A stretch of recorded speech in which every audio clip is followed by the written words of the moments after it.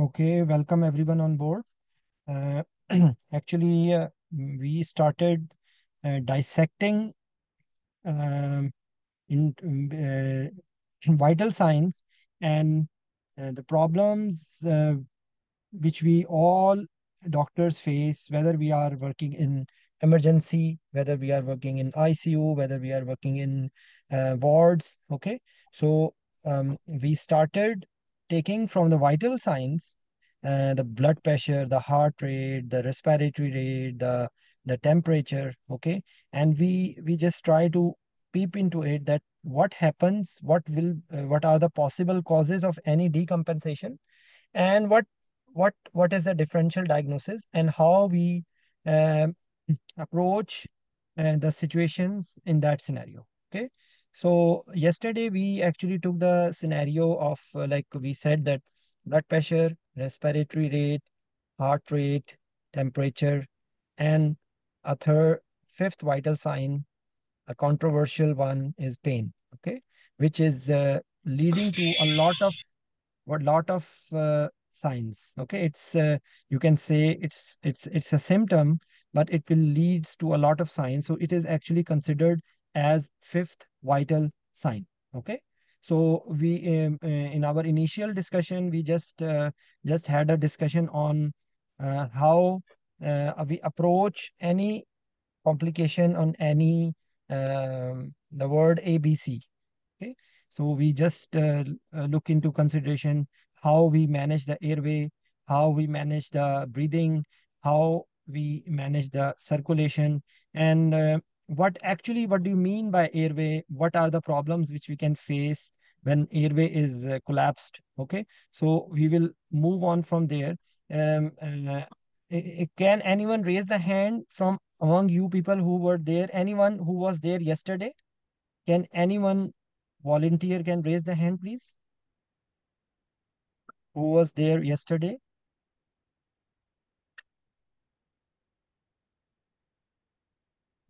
Nobody? Nobody wants to raise the hand?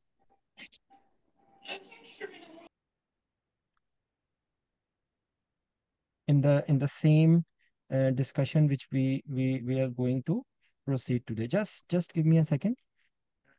Just starting in few seconds. Just for instance, just think about this respiration. So we will be looking at some of the things which are related. Like yesterday, we discussed about hypotension. Okay, so we will just start with respiration. So if I ask you a question that how we uh, evaluate the respiratory system, because we initially take respiratory rate. Okay, but you can say this is the first thing, and later on there are something which is more than respiratory rate. Okay, so respiratory rate is one of the vital sign, and uh, then we say that whether this respiration pattern is good. Okay, like is there any abnormal pattern, the normal inspiration and expiration pattern, or is there any labored breathing? Okay, any signs of respiratory distress? Okay, so there may be a lot of causes of it, but broadly what you can say that either it will be related to upper airway. Okay, and or maybe it will be related to lower airway. Okay, lower airways, and there may be secondary problem with the respiratory rate or respiratory respiration because of some problem in the heart. Okay, some problem in the CNS, some problem in maybe or somehow indirectly or directly with the liver or kidneys. Okay, and the gentleman which was standing there, pain.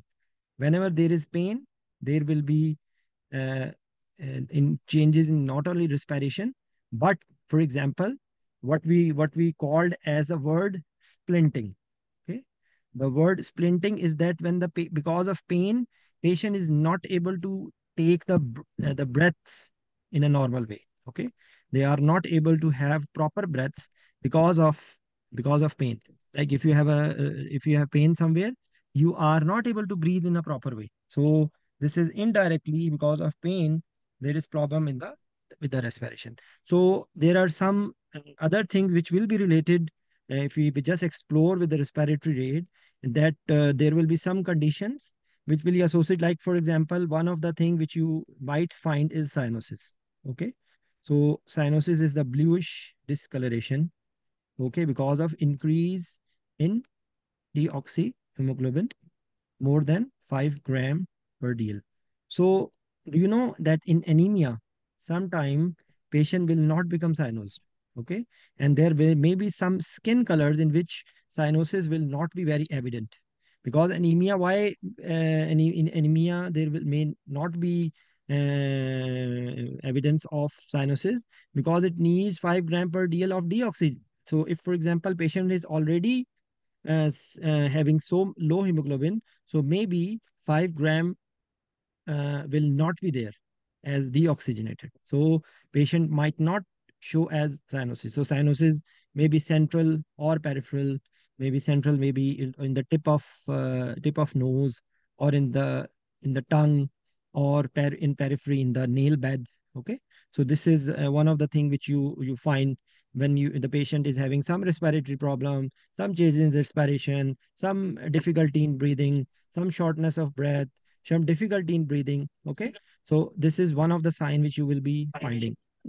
Then the other symptoms or signs which you can find in a patient with having any respiratory problem, one of them will be, for example, cough. Okay, so we are exploring the sign and symptom with reference to, and we will find what can be the possible causes and how you will be dealing with them. So cough is one of them.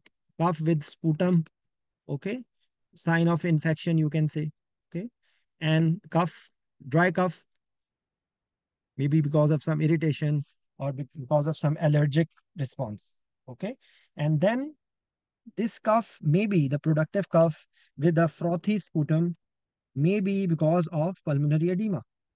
Okay, pulmonary edema, like there is back pressure from the left side of the heart, and there is extra visition of blood in the extra alveolar space, and there is development of pulmonary edema. Okay, so in that case there will be cough. Okay, so then other respiratory symptom, you can just think about it, that what will be the signs and symptoms of respiration.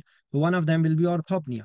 Okay, orthopnea will be that patient will not be able to breathe while lying flat on the bed. Okay. Then similarly, there is another thing which is related to respiration is PND, what is called as paroxysmal nocturnal dyspnea.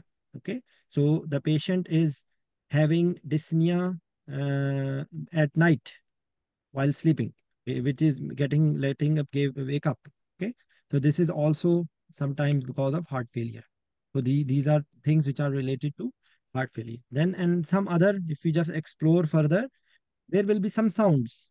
Okay, some sounds which you can find with the respiratory system. There will be some of them will be conductive. You can they are like because of just because of secretions, conducting sounds. Okay, then another thing which is called as wheezing. So wheezing, when you listen from your ears, we called it wheezing. It's a whistling sound.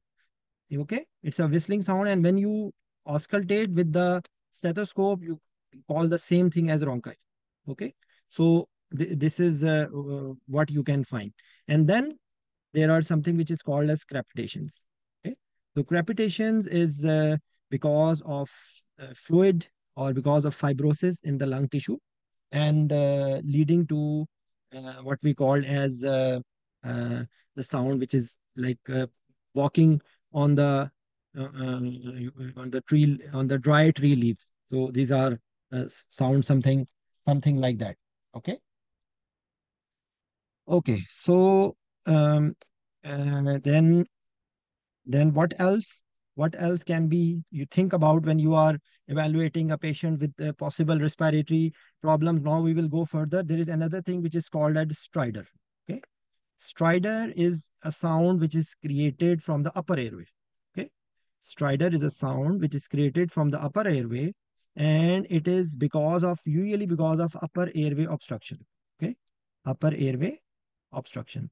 So what is called as terminology which is called as crew. Okay, there is a terminology which is called as crew. So this is because of any part of airway in the upper half, and this is causing a like you can say ugly sound, which is there in inspiration or expiration. There are like you there is a whole of the differential diagnosis which you can draw, but usually either it is from infective cause, like there is infection which is causing edema in the airway, causes obstruction and creating this sound. Okay. Yes, I will go to the airway of this OSA as well. We are just trying to have an idea that whenever there is only you see respiratory from where we started, that respiratory rate is just a tip of iceberg. Okay. So whenever you find any change in the respiratory rate, you have to go further deep. Okay.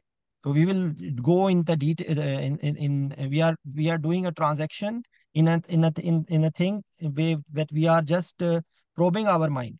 Okay. So what we know about respiration, what can be the problem? So we say that there are changes in the respiratory rate because of a number of things, because of a number of problems, and now we are heading towards this, for example, upper airway obstruction, maybe because of foreign body. Okay, there is infection or there is inflammation. Okay, like you can say one of the thing which is called as angioedema. So angioedema because of anaphylaxis reaction, it can also cause croup. Okay, so there are so many differential diagnoses of croup. Okay, so of course there will be differential diagnosis. We will be thinking about the history, like maybe some associated thing will can be there with the upper airway obstruction. One of them will be fever. Okay, the specific age group in which there may be foreign body. Okay, foreign body may be presenting as upper airway obstruction sometimes, and it is causing croup. Okay, so sometimes there is obvious history, and sometimes there is no obvious history. The parents don't know what is happening. So maybe there is cough, and then going towards this development of crew, development of secretions. Okay, and by the way, even foreign body can confuse you because it can impact not only, and it can cause delay as a delay presentation, and then maybe there is some superadded infection as well. Okay, because there will be what you can call as systemic inflammatory response. Okay, so it is called as SIRS. So there is fever, there is heart increase in heart rate, there is increase in respiratory rate. So these are coming in a combination. So you have to evaluate, because we are just dealing, the aim of our discussion is how we should be interpreting different changes in the vital signs. Okay, so a number of times these are friends. When one vital sign is changed, it is involving the other vital signs as well. So here temperature is also going high, the heart rate is also going high. Like whenever there is increase in temperature because of like fever is there, there is increase in heart rate, there is increase in metabolic rate. Okay, so because of the inflammatory mediators which are being released in as a result of inflammation, as a result of infection. Okay, so this will lead to this inflammatory response syndrome. So you will be thinking more and more. Okay, one of thing was pointed out is obstructive sleep apnea. Okay, so obstructive sleep apnea is a special terminology. Usually it occurs in obese patients, but there are so many causes in which something is obstructing the upper airway. Okay, something is obstructing the upper airway, and you can say that like in the conditions, like for example, in a pediatric population, there is adenide overgrowth, tonsillar overgrowth. Okay, and now they are causing obstruction of the airway. So it is called as obstructive sleep apnea. The word is saying, oh, there is some obstruction during the sleep which is causing apnea. Okay, there is obstruction during the sleep, and it is called causing stopping of the breathing. Okay, so So the one population will be obese people, okay, and one population will be having some respiratory problem or pharyngeal problem or laryngeal problem and nasopharyngeal problem in which there is obstruction and it is leading to OSA. So you will be taking, because the baby of OSA, the presentation of baby of OSA will be like with snoring. Okay, we miss this sound.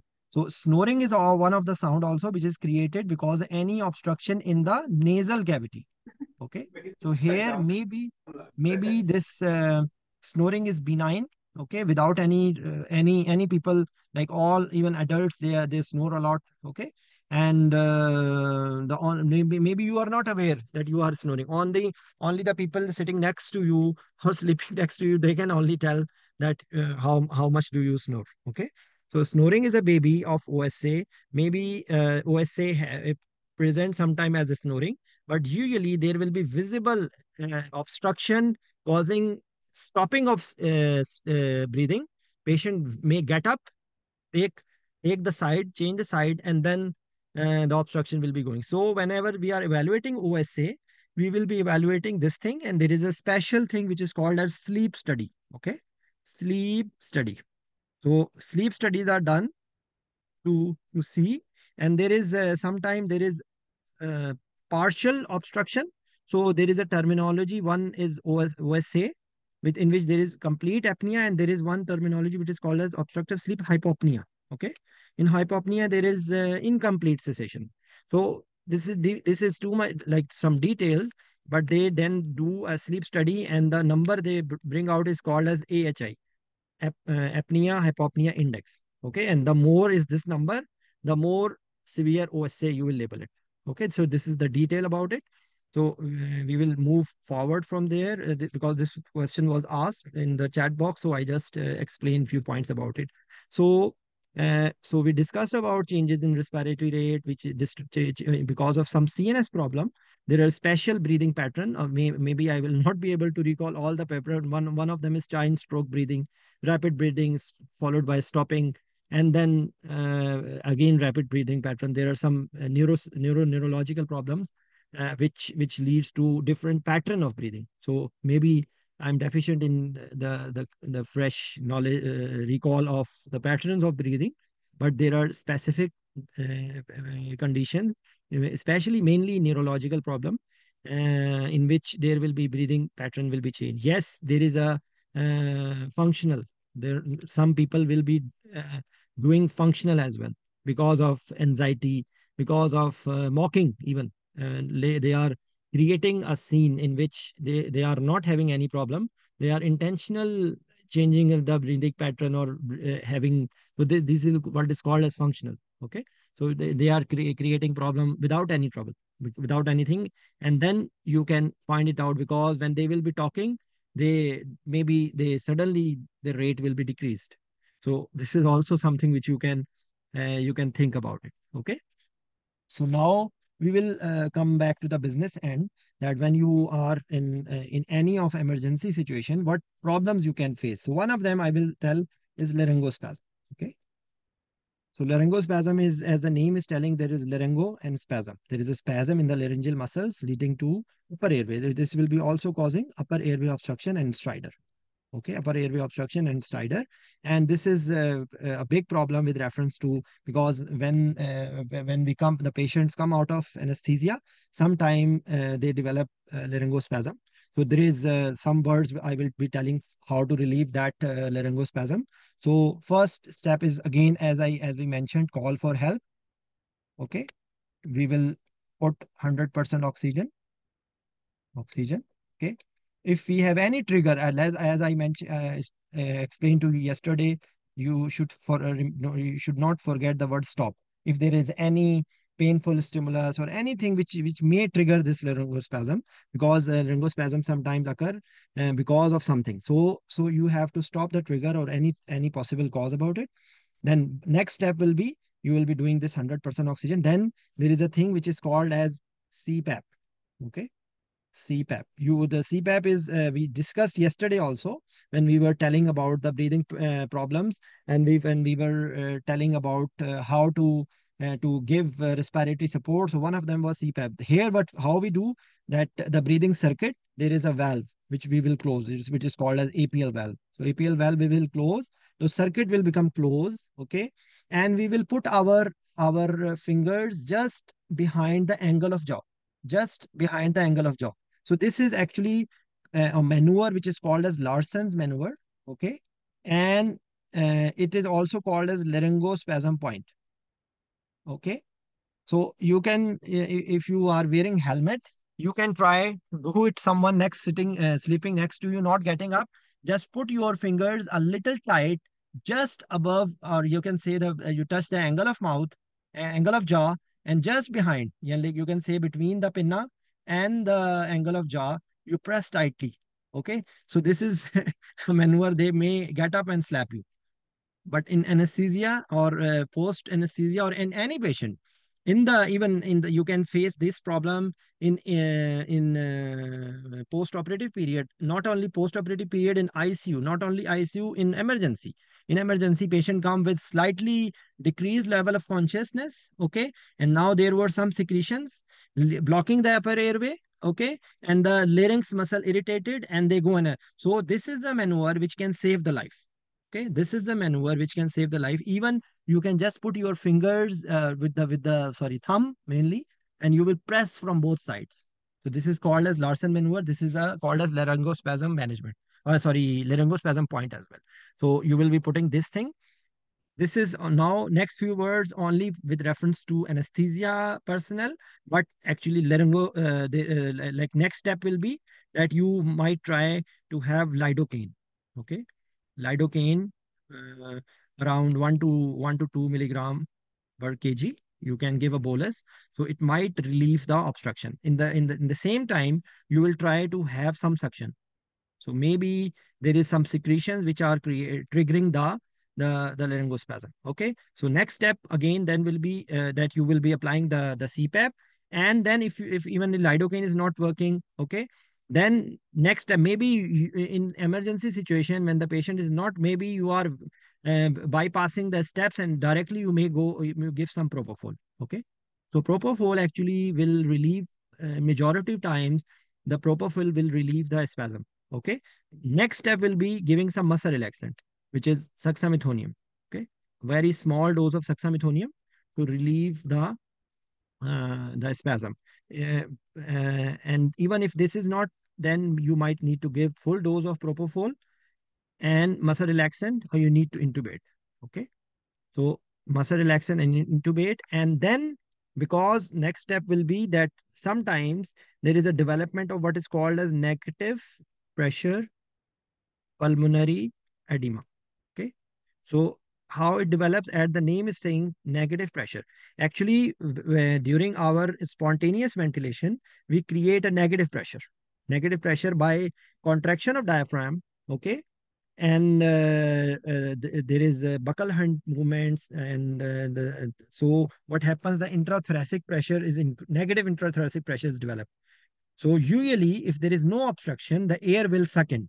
Okay, air will suck in. If you just try to recall the respiratory physiology, so normally this is a normal process. Okay, so if in by any reason there is negative pressure developed, but there is obstruction in the larynx, so no air is going from the top, so there is a very strong negative pressure which is creating, and so this will occur more in young people and muscular people. Okay, and what will happen then, if there is so much negative pressure that there are if air is not coming, there are mesquite very tiny capillaries, okay, which will rupture and leading to extravasation of fluid. So this will be creating negative pressure pulmonary edema. This is called as negative pressure pulmonary edema. So when you will auscultate, the patient will have crackles. The same thing, craps, which I was telling you. So patient will have craps. Then because whenever there is a hindrance in the gaseous exchange, like there is a like gaseous exchange place where lungs alveoli are coming and air is coming, and there is interface between the alveoli vessel. And if there is, for example, extravasation of fluid there, there will be problem in the gaseous exchange and it will lead to hypoxia and maybe saturation will be going down. So now, if since you have intubated the patient, so the thing which you will be doing is to diurese. Okay, so you will be diuresing the patient with furosemide because it will drag the fluid out of the extravascular space and causes treat this. And then the other thing which will be giving is PEEP. PEEP is positive and expiratory pressure. Okay, because it will inflate the, you can say, alveoli, and it will read that. There is no role of steroids.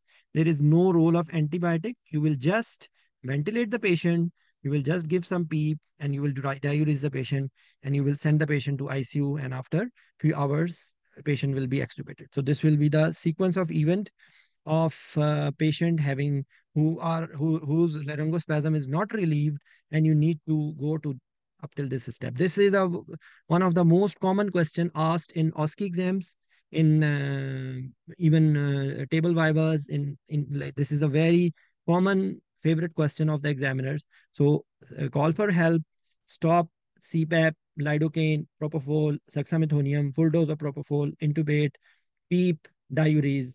And if, for example, you might need there is a formula of MONA. Okay, so might need, yeah, like this is oxygen nitrate. Mainly this is because of cardiac origin, but you in some cases morphine here, some nitrates can help. Okay, so, this is the sequence of treating the laryngospasm.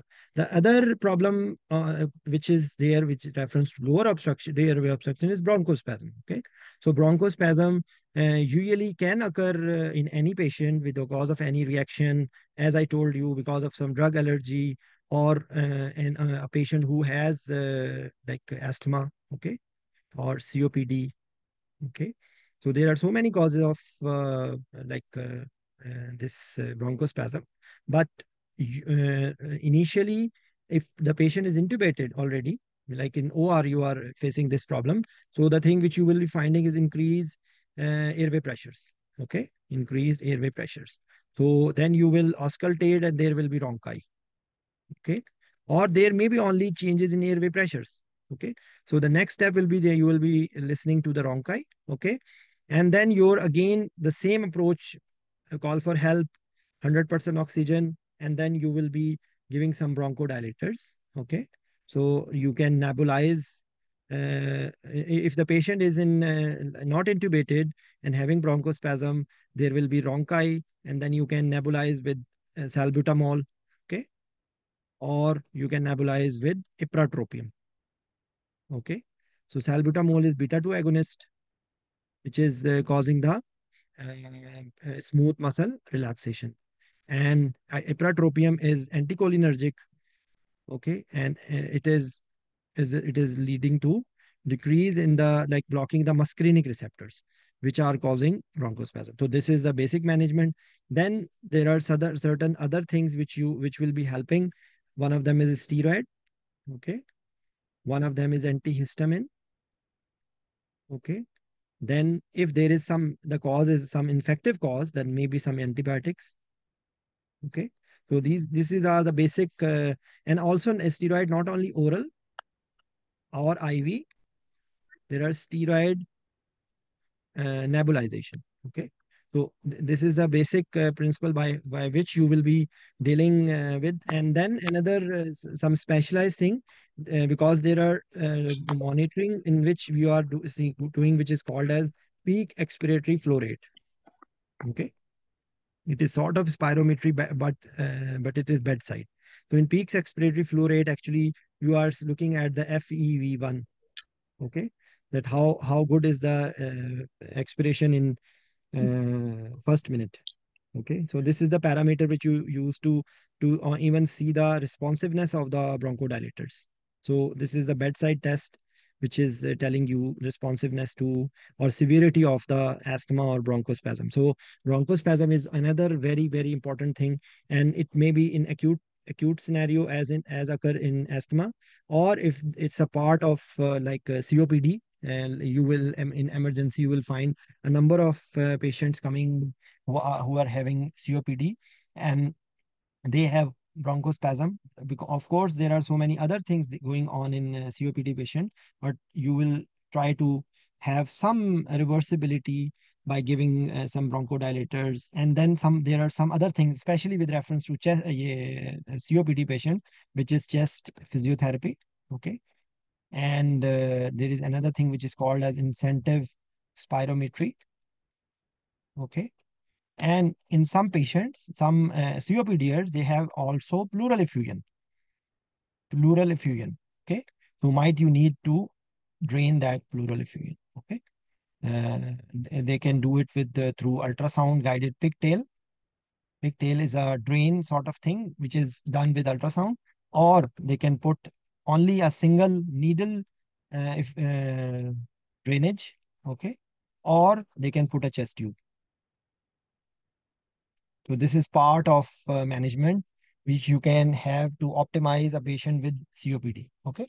So these are some emergency or management or things like that. So again, I will go back from where we started, that there are changes.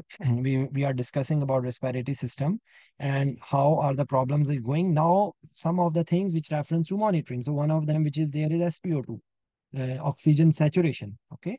So oxygen saturation will be telling whether how much oxygen is now how much hemoglobin is saturated with the oxygen. And the basic pulse is combination of plethysmography. Okay. Plethysmography and oximetry. Okay. So oximetry, the word is telling that it is with reference to absorption, different absorption spectrum of oxy and deoxyhemoglobin. Okay. Oxyhemoglobin. So they have different absorption spectrum, which is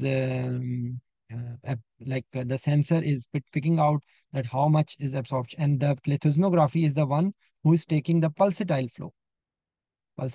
So these are something which are specialized for the people who, with the background of anesthesia. Okay. So in plethysmography and oximetry. So there is pulsatile flow. So there are so many questions which they can ask about it. What are limitations of SpO2? If there is, because it needs the pulsatile flow. If so, if there is poor circulation, patient is in shock, because it will be taking from the nail bud. Okay. So if the patient is having nail polish or even black henna, okay, so it will not give you the correct reading. So there are so many things which are with reference to the limitations, but the basic principle is on oximetry and plethysmography. And there are two laws which you should be knowing about it. One is Beer law and the other is Lambert law. Okay, Beer law and Lambert law. Beer law is with reference to the concentration of an object. Like the more will be the concentration of any material which you are uh, focusing, so the more light will be absorbed. And Lambert is with the length. Okay, so the more path length, the more light will be absorbed. So this is just for understanding of the working principle. Okay. So the other thing which you are doing it actually is ABGs. So with also with reference to evaluating the patient with any respiratory problem. So this is a detailed topic. I'm just giving you a bird eye view that usually we see the pH, we see the PCO2. Okay. We see the PO2, we see the bicarb. Also, you find here some electrolytes as a part of ABG report, but usually a pH, whether it will be acidic or it will be basic. Okay. So if the problem is with reference to respiratory system, mainly change will be CO2. The CO2 will be going high. And if the problem is basically metabolic, the bicarb will go down. So this is the basic thing. Okay. And whenever there is one involvement, there is compensation from the other involvement. So if, for example, CO2 is going up, for as a compensation, bicarb will also go up to neutralize the change. Okay. So this is the basic principle of, but usually remember one thing, that no compensation is 100%. So if the compensation is 100% or it is more than expected, so it means there is combined, what is called as mixed disorder.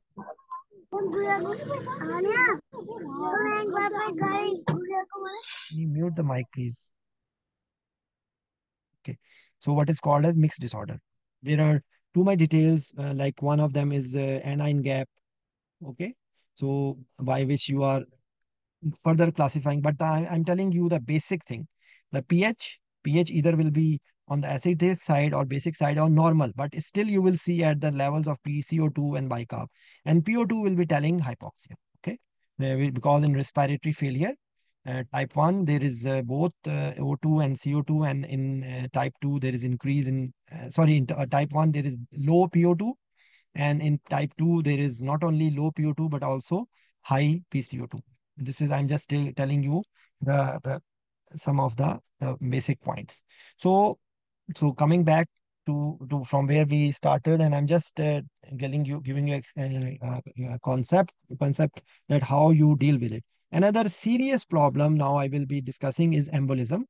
It is also with reference to respiratory system, like pulmonary embolism. If it occurs, it is blocking the pulmonary artery. Okay. So there are four things which can cause embolism. One of them is thrombus. Okay. One of them is air. One of them is amniotic fluid. And one of them is fat. So there are four different types of embolism which can occur. The pulmonary embolism is either thromboembolism, air embolism, amniotic fluid embolism, or fat embolism. There is long bone fracture. So the fat is mobilized, and actually two of the embolism are you can say called as subacute. It may be subacute. Okay. Amniotic fluid is that at the time of delivery, amniotic fluid enters the circulation and it is causing either physical obstruction or there is immunological response. So both fat and amniotic fluid cause an immunological response, but the picture will be with reference to as like in the blockade with occur with thrombus or air. What will happen? I will just tell you first, and then we will touch the details. That the from the right ventricle, pulmonary artery is going. Okay, so either if thrombus come, okay, or air come, or fat come, or amniotic fluid come, what is happening? The pulmonary artery is blocked. So if one of the branch, the major, the big, the branch of pulmonary artery will be blocked, what will happen? That there will be no blood going to the lungs. It will be blocked. So if the lungs will not receive any blood, there will be like suddenly there will be no circulation. Okay, because the left heart will also fail. So this is why pulmonary embolism, severe massive pulmonary embolism, can kill the patient within minutes. Okay, within you can say that it's a very dangerous complication. So sometime with reference to pulmonary embolism, with reference to thromboembolism, there is something which is called as DVT, deep venous thrombosis. Okay, so in the deep vein, the big veins of the calf, there is in certain condition there is occlusion of blood. So the blood is clotted, and there are certain conditions which are leading to tendency to make clots. So then this clot sometime is dislodged from there and enters the circulation, and then go to the through the in vena cava, inferior vena cava, going to the right heart, right atrium, then right ventricle, blocks the pulmonary artery. So as we know that there are something which is called as anticoagulants and thrombolytics which will be used for the opening of the clot. Okay, and how it will be diagnosed. So one of them will be the clinical sign symptom. There will be hypoxia, SpO2 will be decreased. There will be maybe severe dyspnea, respiratory distress. Okay, there may be tachycardia initially, and it may lead to cardiac arrest. It is one of the five H's and five T's. If you will be doing ACLS, you will be listening to five H's and five T's of the reversible causes of cardiac arrest. So one of them is pulmonary embolism. Okay, so this is I'm just giving you a picture. So they will be in that case, you will be doing the things which will be finding. Some of the finding will be with reference to ABGs, but usually we used to have to do CT scan. Okay, spiral CT. Okay, and VQ scan. VQ scan will tell you uh, that we will confirm the diagnosis. So I will stop here with reference to embolism and thromboembolism. Air embolism, how it occurred, that in any surgery, and anything, condition in which there is a surgery or especially it occurs with neurosurgery, posterior fossa surgery. Even it can occur in any neck surgery, which is occurring in head up position above the level of heart. So air is sucked in through venous sinuses, and if it is air is big enough, it can again with the same mechanism like thrombus, it will block the pulmonary artery, and there will be sudden loss of end-tidal CO2, like sudden loss of circulation. Okay, so it is also an emergency condition. You will make the head side down to increase the venous pressure. Okay, there is a drill about it, but same with the same call for help. Stop the surgeon. The surgeon will put some bone wax. You will make 100% oxygen. You because all the neurosurgery we always have a CVP and a dedicated line with saline and to inject the air through the right atrium. So this is one of the I never faced this, alhamdulillah, and I pray that I don't face it in my life. But it's a lethal combination complication which can occur, and it can cause sudden cardiac arrest. Okay, because the usually you will do the head side down, and you will try to aspirate the air. There are some other details about it. The end-tidal CO2 will suddenly go, and end-tidal nitrogen will go up. Okay, and you will find it as a loss of end-tidal CO2, or the accurate or sensitive criteria is transesophageal echo. Okay, transesophageal echo, which is called as P.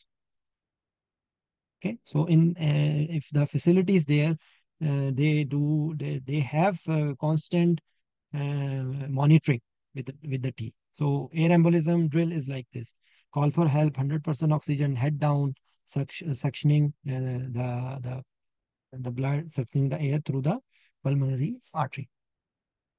Okay, then in any of these like embolism, I will tell you a few words about amniotic fluid embolism and air embolism as well.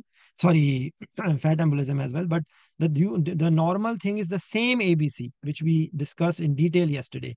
We will make sure the patient airways patent, patient is breathing well, circulatory support with inotrope, vasopressors, fluids. Okay, according to the different condition, but the basic principle is the same. If I will highly request you to listen to the discussion we did yesterday. If you have any doubt, you can contact me. You can the recording is there in the YouTube channel. You can have a look.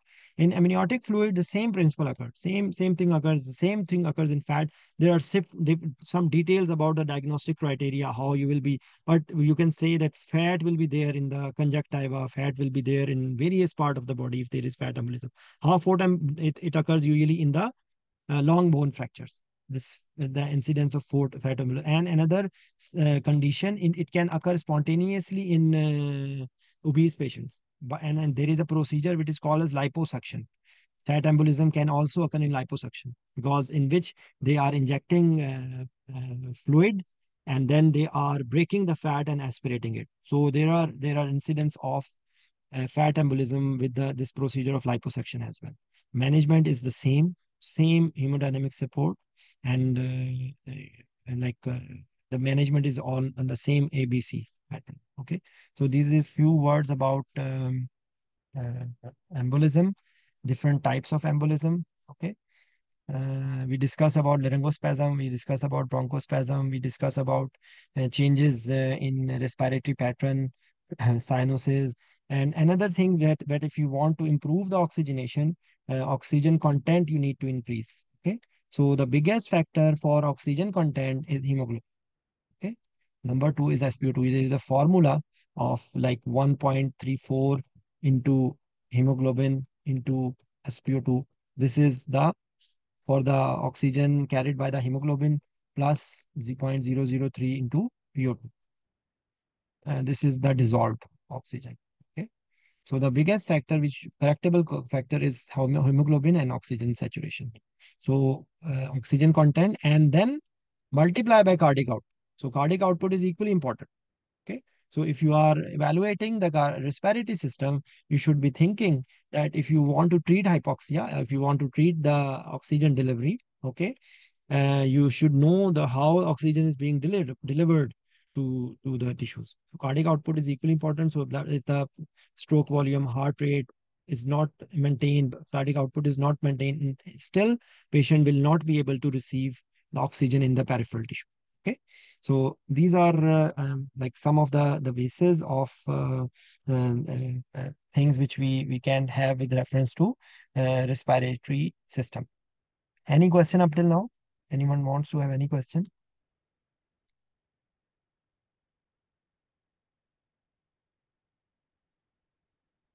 Okay. So, because these are the things which are frequently asked in the upper airway obstruction, foreign body, laryngospasm, okay, CRU, and then bronchospasm, differential diagnosis of bronchospasm. And because there are some other thing which I forgot to tell with reference to bronchospasm.